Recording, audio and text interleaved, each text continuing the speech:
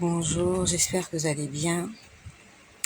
En ce vendredi 10 mai, je viens dire merci.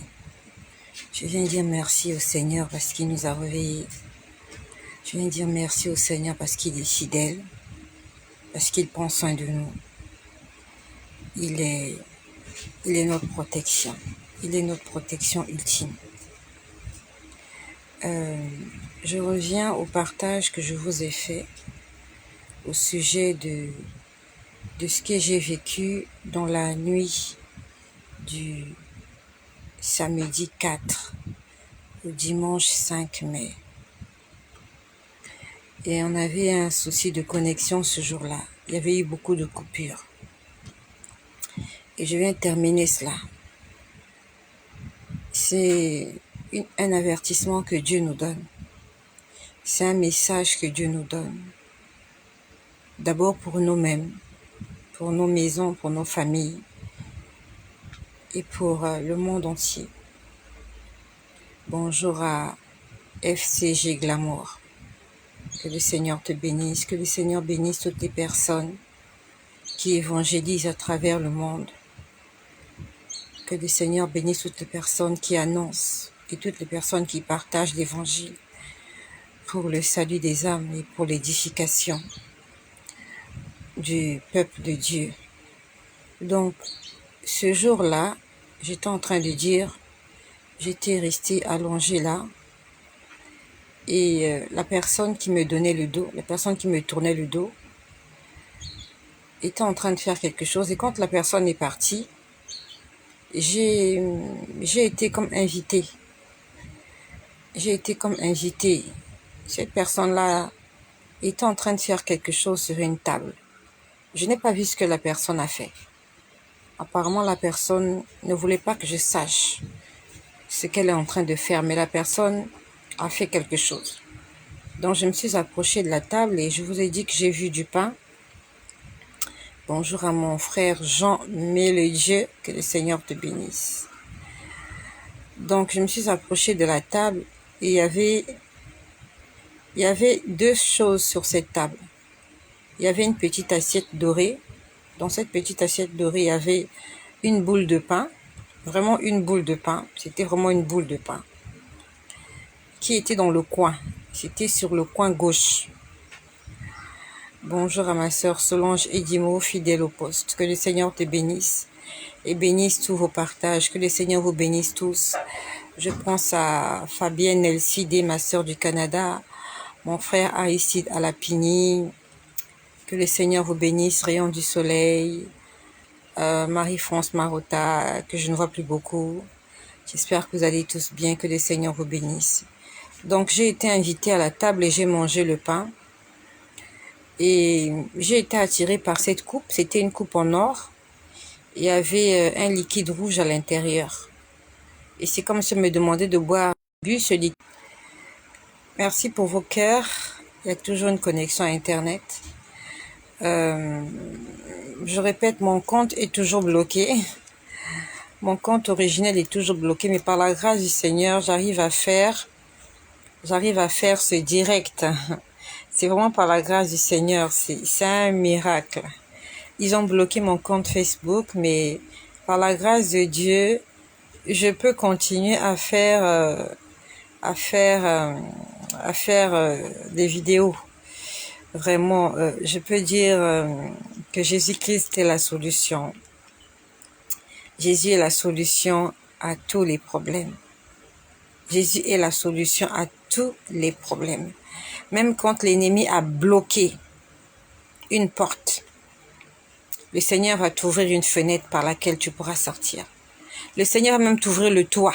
Tu pourras sortir par le toit. Je ne sais pas si les gens qui ont bloqué mon compte se rendent compte que je suis toujours en train de faire des lives. Et s'ils se rendent compte que je suis toujours en train de faire des lives, ils se posent sûrement la question de savoir comment est-ce possible. Comment est-ce possible?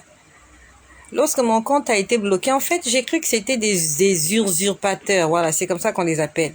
J'ai reçu des messages qui me disaient de me connecter, bref, d'écrire à à une certaine adresse. Je me suis dit que c'est sûrement ces gens-là qui piratent les comptes et je suis pas allée. Voilà. Et j'ai eu un premier avertissement, j'ai eu un deuxième avertissement qui me disait, on va couper votre compte. Honnêtement, j'ai cru qu'ils étaient en train de s'amuser. Déjà, quand j'ai lu les noms des gens, c'était des noms indiens. Je crois que c'était des noms indiens ou pakistanais, quelque chose comme ça. Je me suis dit que ce sont des gens qui, sûrement, ont envie de pirater la page. Bref, ils ont bloqué mon compte et ça m'a fait mal. Honnêtement, ça m'a fait très mal au cœur de ne pas pouvoir faire des lives en direct, donc raison pour laquelle nous sommes restés sur YouTube, je crois, pendant 2 semaines. Et vraiment, j'aimerais te dire, ne t'inquiète pas pour cette situation que tu traverses. Ne t'inquiète pas, il y a une solution. Je ne sais pas combien de temps va durer cette situation, mais il y a une solution. Reste connecté à Dieu et continue à faire ce qu'il te demande de faire. C'est normal que tu paniques, c'est normal. C'est normal mais n'abandonne pas la foi. Honnêtement, jusqu'à présent, mon compte est bloqué. Mais je ne m'imaginais pas que le Seigneur allait me donner une solution. C'était il y a de cela quelque temps là. J'étais en prière, je n'étais pas en train de dormir, j'étais éveillée en prière. J'aimerais t'exhorter. Reste en prière, même quand les choses vont mal. Je ne te défends pas de pleurer, c'est tout à fait normal, c'est une réaction normale de pleurer. Pleure, mais n'abandonne pas le Seigneur. Il va te donner la solution au moment où tu ne t'y attends pas. Mais ça sera au moment où tu seras en prière, au moment où tu seras en train d'exercer le service de Dieu. Nous connaissons comment est né Jean-Baptiste. Ses parents étaient stériles. Zacharie et Élisabeth étaient stériles. Et c'était au moment du service, pendant que Zacharie était en train d'exercer le service dans le temple, c'est là que l'ange lui est apparu et lui a annoncé la naissance de Jean-Baptiste. Reste connecté au Seigneur. Nous connaissons l'histoire de Marie. C'est vrai que Marie n'était pas en prière, mais elle était une fille exemplaire. Elle était une vierge et en ce temps-là, il fallait être une vierge. C'était un honneur de rester vierge jusqu'à son mariage. Donc, elle était simplement en train d'exécuter les commandements de Dieu et elle a été choisie. Elle était simplement en train d'obéir à la loi. Et l'ange lui est apparu, lui a donné un message. Reste connecté à Dieu. Il va te donner la solution au problème que tu es en train de traverser. C'est pas pour te flatter. C'est mon témoignage. C'est quelque chose que je vis au jour le jour. Le Seigneur s'occupe de moi. Le Seigneur prend soin de moi. Le mois prochain, le 30 juin du mois prochain, le 30 juin, c'est le mois prochain. Ça va faire 2 ans que je n'ai plus d'emploi. Mais Jésus-Christ s'occupe de moi. Tout le monde m'a abandonné. Tout le monde m'a abandonné. Mais Jésus-Christ s'occupe de moi. Il m'aide à payer mes factures. Il m'aide à avoir à manger à la maison. Il m'aide à avoir du carburant pour que le dimanche, nous allions à l'église en famille.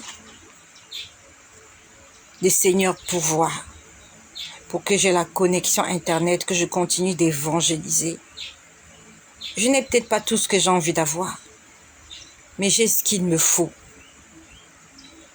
pour sourire, pour continuer de sourire et continuer de parler de Jésus. J'ai pas besoin de milliards. Et même si Dieu me le donne, je vais prendre ces milliards-là. Mais le Seigneur a mis à ma disposition ce qui peut et doit m'empêcher de me plaindre. Exactement ce dont j'ai besoin. Et j'aimerais te dire que si tu restes accroché à Jésus, il va te donner cela. Surtout quand tu commences à remarquer que tout le monde commence à t'abandonner. Quand tu remarques que tu deviens indésirable, sache que ta gloire sortira de cette indésirabilité-là. Le fait que les gens t'abandonnent, Dieu va te récupérer. Il va te prouver que tu n'as pas besoin de ces gens-là pour vivre. Tu n'as pas besoin de cet homme-là pour être heureuse, ma sœur. Tu n'as pas besoin de cette chose-là pour vivre. Tu n'as pas besoin d'un travail pour être en bonne santé et avoir un équilibre moral. Tu as besoin de Dieu. Si tu as Dieu, tu as tout. Mais si tu as tout et que tu n'as pas Dieu, tu n'as rien du tout. Donc, associe ce que tu as avec Dieu. Si Dieu t'a donné un travail, si t'a donné une situation financière stable, si t'a donné un mariage, si t'a donné, je ne sais pas moi, un héritage que tu as hérité de tes parents, associe cela à Dieu. Ça va marcher. Et si Dieu t'a privé de toutes ces choses-là, tu n'as pas de travail, tu n'as pas de mari, tu n'as pas de maison, tu n'as pas, Dieu va combler tout ce vide-là. Il va le combler. Il va certainement le combler. Ce qu'il a fait avec moi. Je suis pas venue te parler d'Abraham. Moi, j'ai pas connu Abraham. J'ai pas connu Isaac, j'ai pas connu Jacob. Nous lisons leurs histoires. Moi, je me connais. Ce que Dieu fait avec moi, il a séché mes larmes. Aujourd'hui, je ne pleure plus. J'ai passé des mois, je faisais que pleurnicher. Le Seigneur est celui qui console. Beaucoup de gens m'écrivent qu'ils ont des problèmes. Hier, j'étais en train de lire un message. Quelqu'un m'avait écrit depuis le mois de février. Écrit depuis le mois de février. C'était au sujet d'un membre de sa famille qui était très malade. Et cette personne-là voulait que je m'associe à elle pour prier. C'est une très bonne chose d'associer des gens pour te soutenir dans la prière. Mais malheureusement, depuis février, je n'ai lu que le message hier, donc 3 mois plus tard. Et entre février et hier, quand j'ai lu le message, cette personne était indignée. Cette personne m'a écrit un message d'indignation, comme quoi, comment elle a écrit le message, que je ne l'ai même pas lu, je n'ai pas répondu. J'aimerais te dire qu'il y a quelqu'un qui est là, qui écoute tes prières. Tu as sollicité de l'assistance, c'est pas mauvais. Mais peut-être que l'assistance que tu as sollicitée viendra en retard. Tu as appelé l'ambulance. L'ambulance peut-être viendra en retard. Avant que l'ambulance ne vienne, commence à prier. Mets ta foi en action. Et Dieu, qui est omnipotent, omniprésent, qui est partout, qui est en tout, il va te répondre avant que l'assistance physique que tu as demandé n'apparaisse. C'est pas parce que tu as appelé les techniciens que tu vas rester là les bras croisés à ne rien faire. Essaie de tripoter, voir, peut-être que c'est un petit problème. Peut-être que la prise est débranchée. Peut-être que, je sais pas, il y a un câble qui s'est sectionné quelque part. Et quand le technicien viendra, tu te rendras compte qu'en fait, tu pouvais le faire toi-même. Quand le plombier viendra, tu te rendras compte que c'était juste, il fallait juste déboucher, il fallait utiliser juste, comment on appelle ça, la ventouse. Essaye de faire quelque chose avant que les autres n'arrivent. Si ta maison est en feu, tu vas attendre que les pompiers n'arrivent? Non. Commence à l'éteindre, commence à mettre des choses, commence à essayer